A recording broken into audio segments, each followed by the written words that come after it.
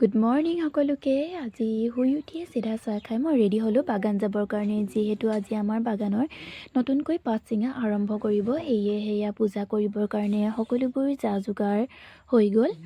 ভাবিলোঁ ময়ো এপাক গৈ আহোঁ, যিহেতু তেনেকৈ বাগান যোৱা নহয়েই, সেয়ে ভাবিলোঁ নতুনকৈ পাত ছিঙিব লগতে পূজা কৰাও হ'ব, তেনেকৈ বুলি ময়ো ওলালোঁ। যিহেতু আমাৰ ঘৰৰ পৰা বাগানখন অকণ দূৰৈত, সেয়েহে এতিয়া মই মাৰ সৈতে গৈ আছোঁ। বাকী মানুহবোৰ অৱশ্যে গ'ল, আমি পাছে পাছে গৈ আছোঁ। বলক মোৰ সৈতে ভিডিঅ'টো আপোনালোকে চাই থাকিব। আহি এতিয়া বাগান পালোহি। দেখিছেনে সেউজীয়া পাতবোৰ কিমান ধুনীয়াকৈ যে ওলাই আছে। কুঁহি পাতেৰে সকলোৰে মনবোৰ ভৰাই পেলাই, নহয়নে বাৰু? আৰু মোৰ এনেকুৱা পৰিৱেশ সঁচাকৈ খুব প্ৰিয়।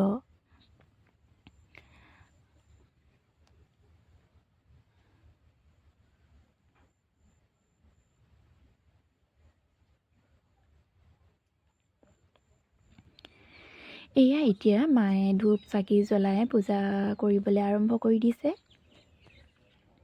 তেনেকৈ আৰু যিসকলক পাত ছিঙিবলৈ মতা হৈছিলে তেওঁলোকেও অলপ অলপ ধূপ জ্বলাই পূজা কৰি ল'লে।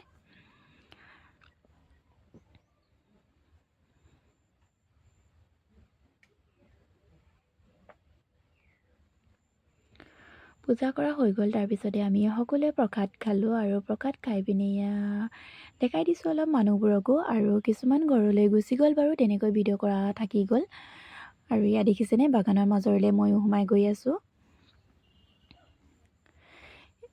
এতিয়া সেই পাত ছিঙিবৰ কাৰণে মানুহবোৰ ৰেডি হৈছেগৈ আৰু।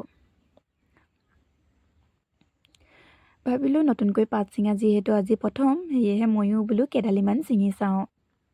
সেয়েহে এনেকৈ কেইডালমান ছিঙি চালোঁ। তাৰপাছতে আমিও ঘৰলৈ আহি দিলোঁ। ভিডিঅ'টো শেষৰলৈকে চাই থকাৰ বাবে বহুত ধন্যবাদ।